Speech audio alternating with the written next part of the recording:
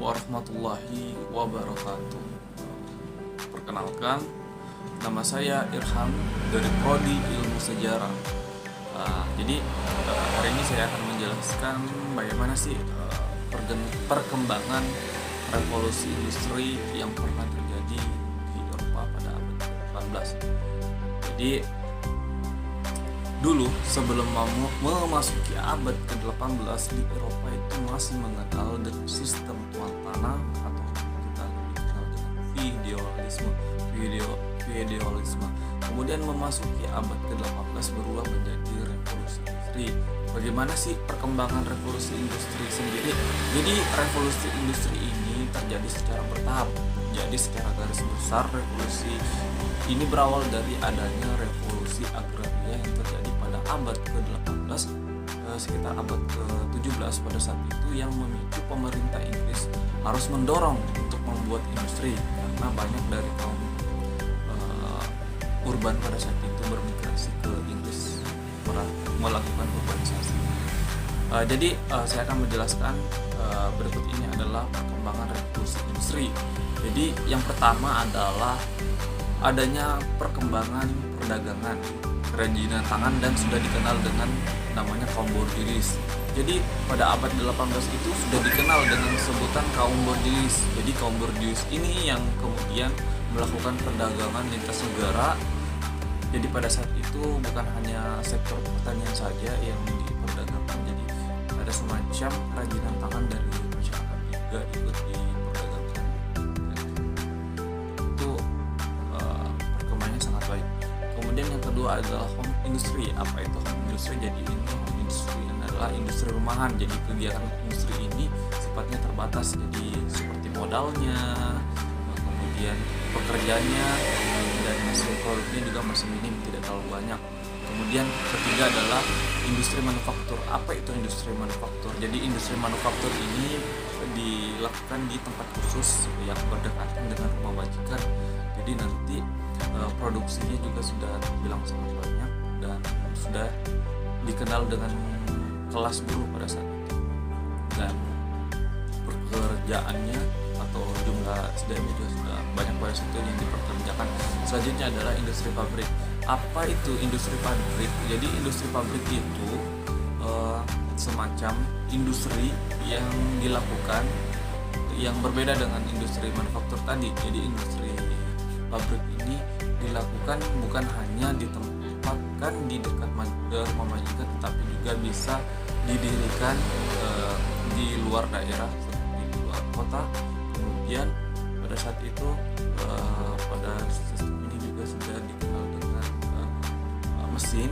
Jadi pekerjaan pada saat itu bisa tergolong lebih efisien dan lebih cepat.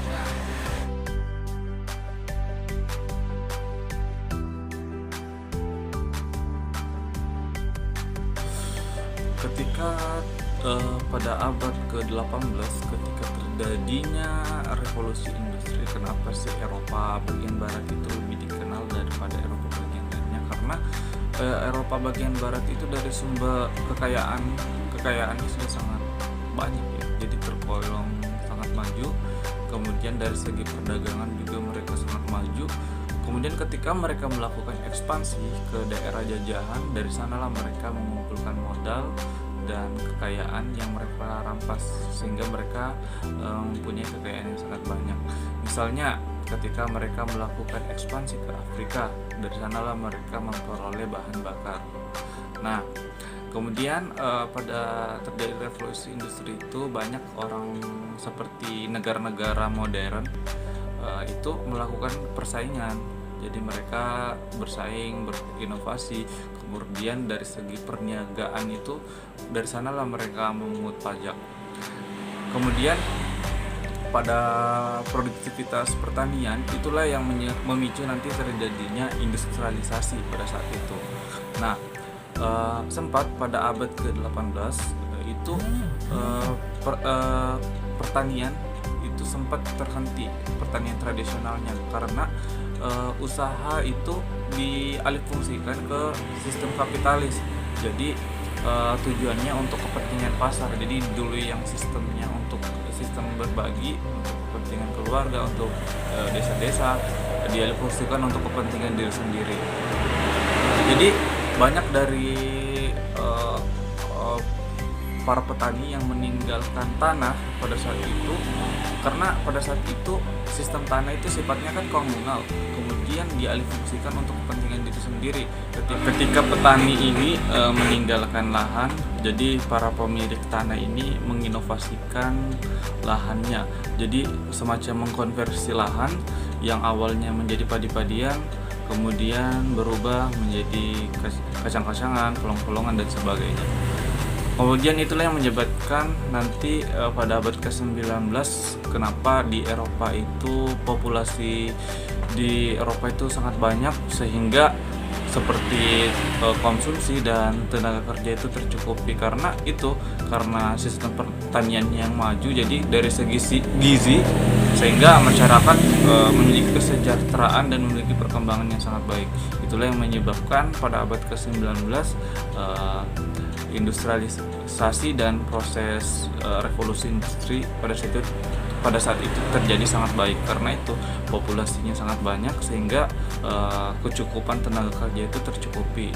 Nah, itulah salah satu yang memicu terjadinya revolusi industri pada abad ke-18 pada saat itu, lebih tepatnya pada abad 1903.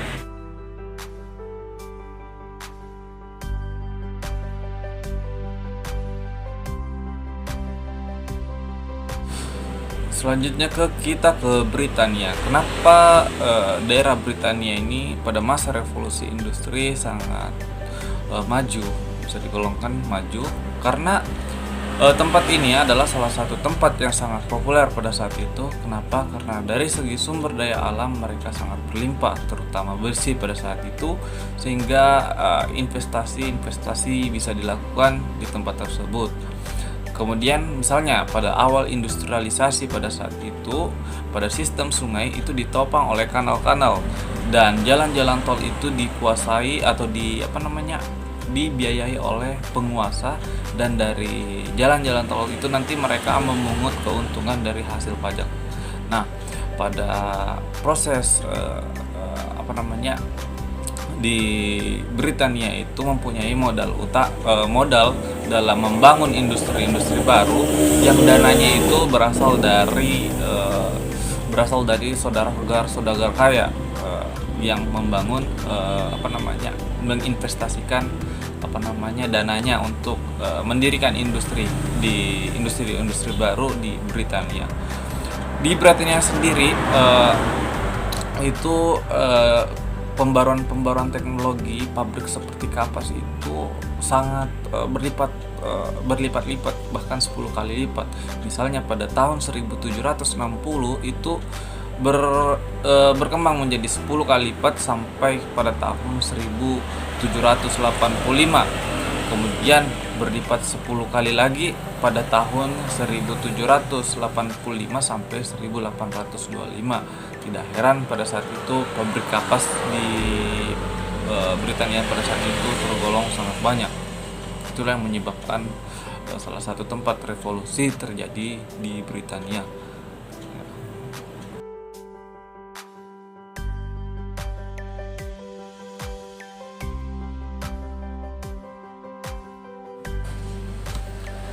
Selanjutnya pada tahun 1733 penemuan flying shuttle, yaitu alat tenun oleh John Kay. Mesin tenun atau alat pemintal benang pertama ini diciptakan oleh James Harvest pada tahun 1767 yang diberi nama spinning jenny. Kemudian akhirnya nanti disempurnakan lagi oleh Richard Arkwright yang terbuat dari bahan utamanya itu bahan bakar kayu atau tenaga dari manusia, dan akan menciptakan tekstur benang yang lebih halus lagi. Hal ini akan memicu nanti terjadinya proses produksi massal seperti katun. Ya. Kemudian mesin uap yang selanjutnya yang diciptakan oleh James Watt atau Bapak Industri. James Watt ini adalah Bapak Industri, teknisi asal Skotlandia yang mengembangkan mesin uap pada tahun 1760-an. Bahan bakarnya arang atau kayu pemintal tekstil.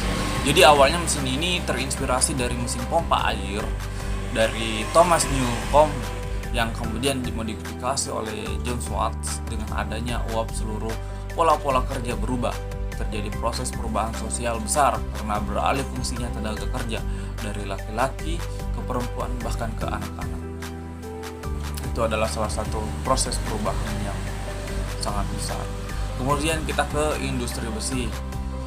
Untuk membuat mesin, jadi pada tahun 1780-an itu menyempurnakan produksi besi tempadan produksinya lebih murah pada tahun 1860-an. Jadi transportasi mesin uap besi dan baja, jadi mesin ini mempercepat produksi pabrik dan juga bisa membantu dalam proses transportasi. Jadi pada tahun sekitar 1830-an kereta api itu pertama kali dibangun di Britania yang menghubungkan Manchester dan Liverpool. Selain itu juga ditemukan kapal uap yang diciptakan oleh Robert Fulton 1765.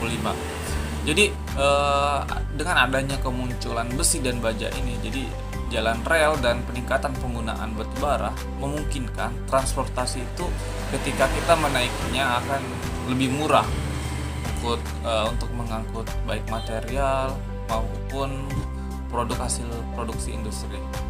Kemudian pada abad ke-19 itu ditemukan mesin produksi massal dan listrik oleh Nikola Tesla dan Thomas Edison. Jadi atas penemuannya itu pada abad ke-19 itu nanti produksi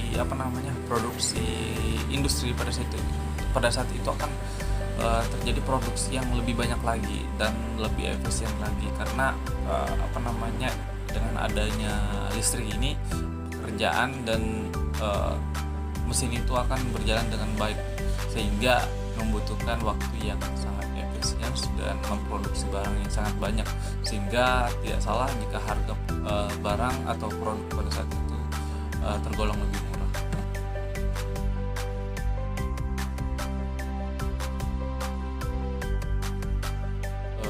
Dalam proses revolusi industri itu tentu akan memberikan perubahan-perubahan dalam kehidupan masyarakat yang awalnya tidak seperti itu akan menjadi seperti ini.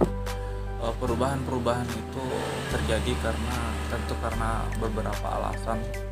Karena adanya revolusi industri ini menyebabkan tatanan atau nilai-nilai bahkan norma dalam masyarakatnya itu akan mengalami perubahan. Jadi apa saja perubahan-perubahan yang terjadi pada masa terjadinya revolusi industri ini. Jadi meskipun revolusi industri ini telah memberikan dampak yang positif sangat baik, namun ternyata banyak sekali semacam perubahan-perubahan yang diperoleh dengan adanya revolusi ini yang bahkan bisa merugikan masyarakat sekitar. Banyaknya perubahan yang terjadi di masyarakat, terutama masyarakat tradisional menjadi masyarakat modern. Jadi pada saat itu harta milik tanah seperti bangsawan menjadi kekayaan dan masih menjalankan kekuasaan politik pada saat itu. Kota yang semakin besar dengan kemajuannya yang tentu akan memberikan suatu dampak yang tidak secara langsung itu dapat berimbas kepada masyarakat sekitar. Misalnya di antara tahun 1801 dan 1891 populasi di Birmingham meningkat dari 73.000 menjadi 250.000. Populasi Liverpool dari 77.000 menjadi 400.000. Ini adalah salah satu aturan yang menyebabkan kota-kota industri menjadi luas. Akibatnya hal ini tercemarnya lingkungan, menyebabkan baik itu orang kaya maupun orang miskin itu akan sama-sama menderita karena adanya pencemaran lingkungan. Bukan hanya itu, jadi ada juga namanya perubahan dalam struktur sosial. Jadi perubahan itu terjadi karena proses terjadinya revolusi industri. Jadi sistem kelas itu tidak sama lagi seperti pada zaman terjadinya zaman feodalisme atau yang kita lebih kenal dengan sistem tuan tanah. Jadi tidak ada lagi tuh kelas-kelas yang dikenal dengan kelas seperti ini imam, bangsawan, atau orang biasa, tapi digantikan dengan orang borjuis dan proletar. Jadi orang borjuis ini adalah orang yang paling kaya, adalah para bankir yang memiliki pabrik dan tambang, dan para saudagar tetapi kelas menengah, cukup pemilik toko, manajer, pengacara, dan para dokter. Itu adalah salah satu orang-orang borjuis. Kemudian ada orang proletar, dan siapakah itu kaum proletar? Jadi orang proletar ini adalah salah satu orang biasa yang bekerja di suatu pabrik. Dia itu semacam karyawan atau bisa semacam orang-orang yang bekerja sebagai buruh. Jadi memasuki abad ke-19 itu dan seterusnya, industri dan perniagaan itu terus berkembang. Jadi kelas menengah semakin besar jumlahnya misalnya di Britania dan kemudian di seluruh Eropa Barat. Kemudian pada abad 19 akhir itu kaum borjuis ini memegang jabatan tinggi di banyak wilayah Eropa Barat. Jadi tidak ada lagi wewenang yang dipegang oleh kaum bangsawan pada saat itu. Jadi pada abad 19 itu adalah salah satu yang lebih dampaknya juga bisa terjadi pada saat abad ke-19 itu ada yang dikenal, salah satu yang dikenal dengan sebutan para ahli. Jadi para ahli ini dia adalah orang-orang yang mendominasi, yang memiliki pendidikan, tetapi semenjak adanya revolusi industri ini posisi mereka itu tersingkirkan dan kesulitan untuk bersaing dengan barang-barang hasil pabrik yang diproduksi kemudian dijual menjadi murah, dan itu sangat memberikan dampak kepada mereka sehingga mata pencarian orang-orang itu menjadi susah dan mereka bisa terancam.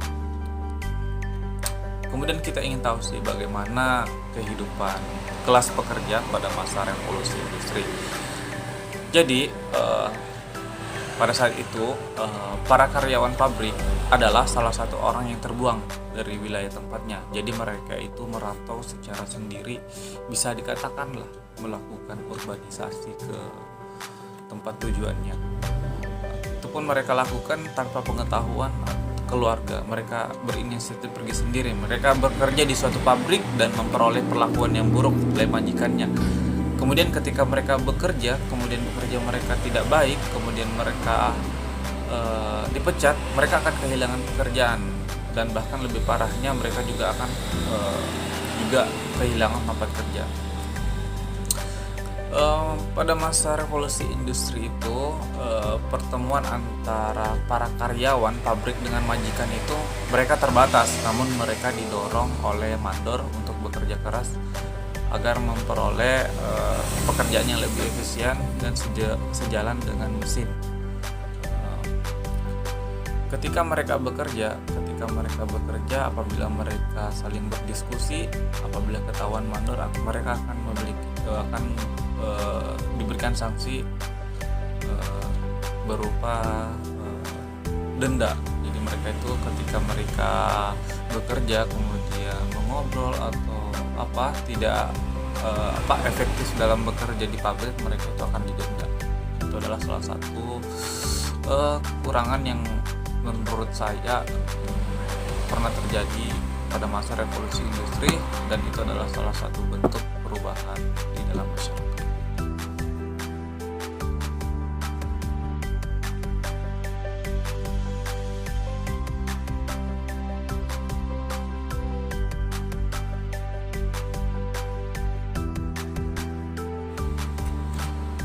Bagaimana dengan proses pembaruan di Britania?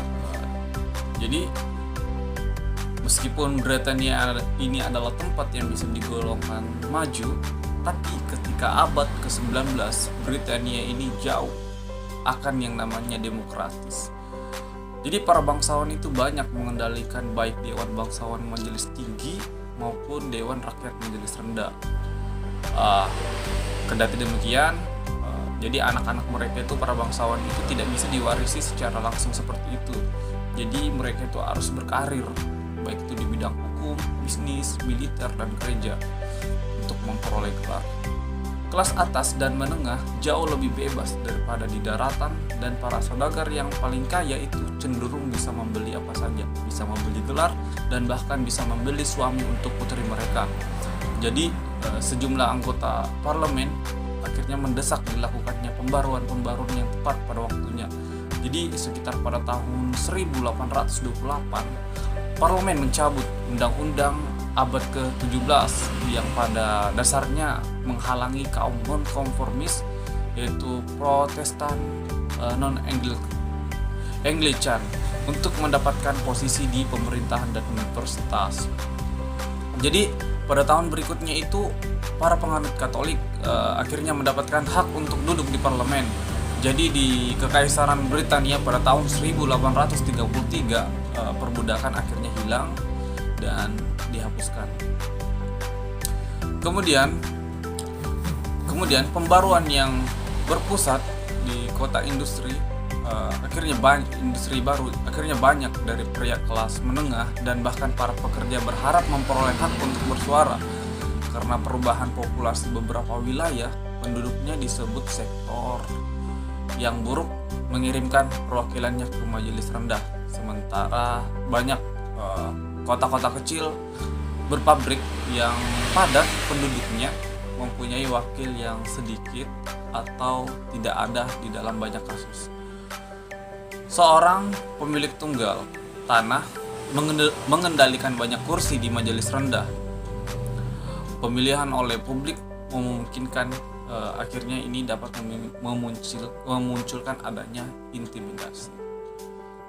Harap-harap cemas tumbuh semasa kampanye untuk pembaruan rancangan Undang-Undang 1832. Akhirnya si majelis rendah ini mengesahkan rancangan, yaitu tentang undang-undang untuk memperluas hak pilih lebih dari 200.000 orang, hampir 2 kali lipat dari jumlah orang pada waktu itu berhak untuk memberi suara.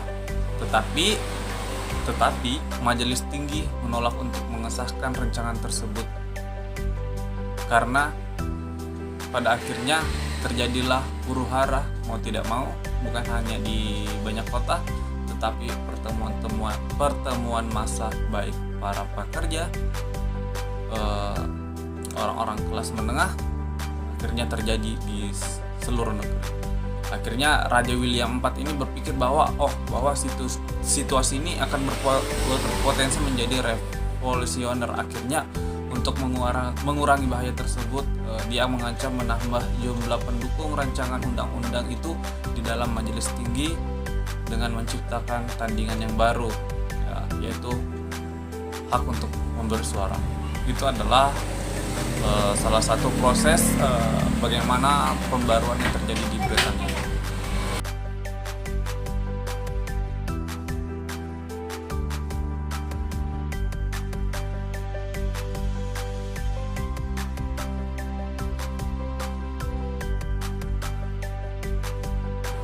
Oke, baik, kali ini kita akan membahas paham-paham apa saja yang terjadi akibat dari terjadinya revolusi industri ini. Jadi ada banyak sekali ya paham-paham yang terjadi dari akibat dari revolusi industri ini.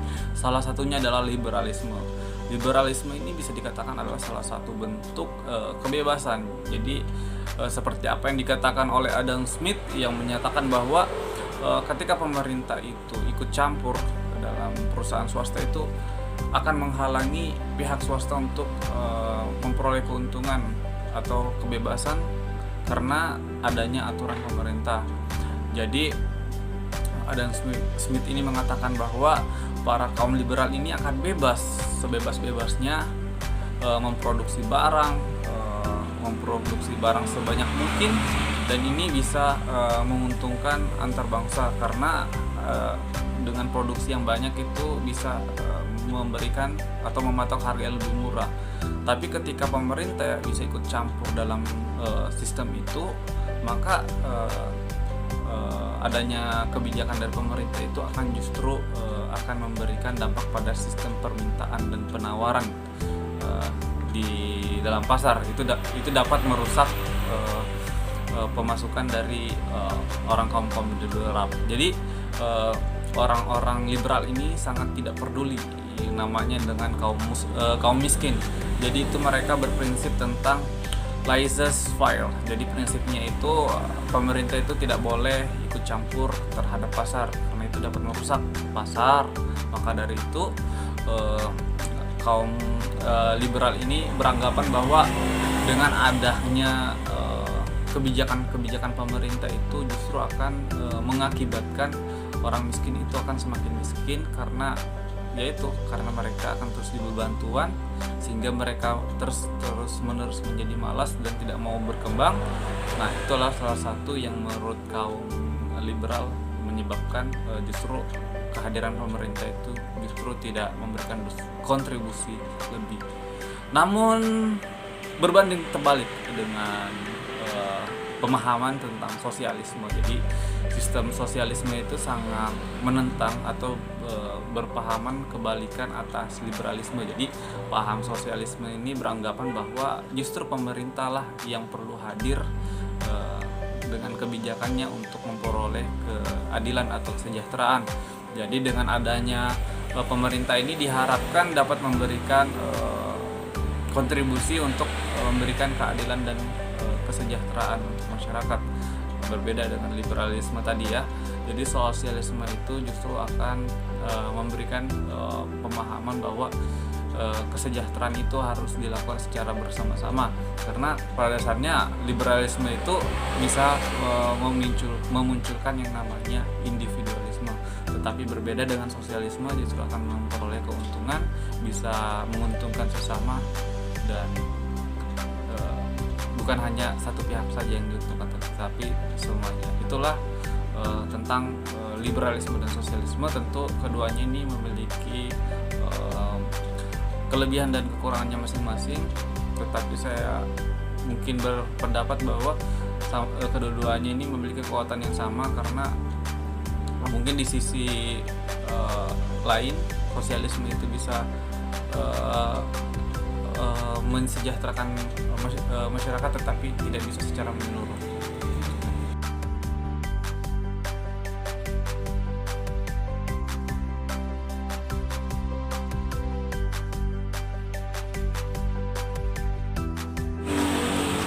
Kesimpulannya bahwa apapun yang terjadi akibat dari revolusi industri ini tentu akan berdampak kepada kehidupan atau tatanan dalam masyarakat, baik itu sifatnya buruk, apakah itu menguntungkan, positif atau negatif.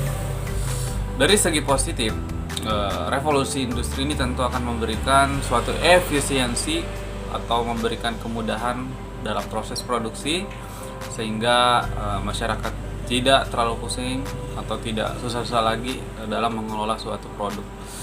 Kemudian tentu juga akan menciptakan tenaga kerja yang bagus, yang baik, yang berkompetensi. Kemudian juga dengan adanya revolusi industri juga telah menandakan bahwa manusia telah memiliki perkembangan ide, dan itu tentu sangat baik. Kemudian dengan adanya revolusi industri ini juga akan terus memberikan dalam kehidupan manusia dalam hal kemudahan, misalnya dengan adanya telepon genggam dan sebagainya.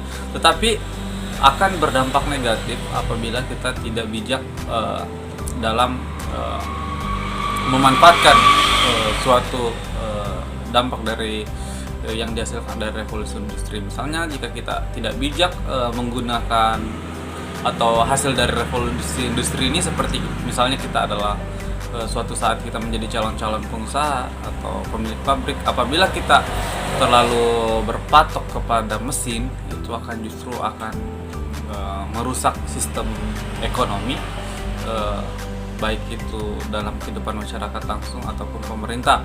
Karena pada dasarnya jika kita terlalu berpatokan kepada mesin, tentu akan mesinlah yang menguasai tentang pekerjaan tersebut, dan tentu akan adanya pengalih fungsian dari sumber daya manusia ke mesin.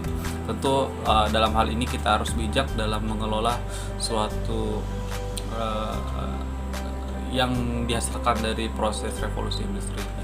Saya harap dengan kegiatan atau dengan kita mengetahui apa saja sejarah dari revolusi industri ini dan bagaimana perkembangannya dan apa saja dampaknya, kita harus pintar-pintar dalam mengelola dari hasil dari revolusi industri ini. Mungkin itu saja saya ucapkan. Terima kasih. Wassalamualaikum warahmatullahi wabarakatuh.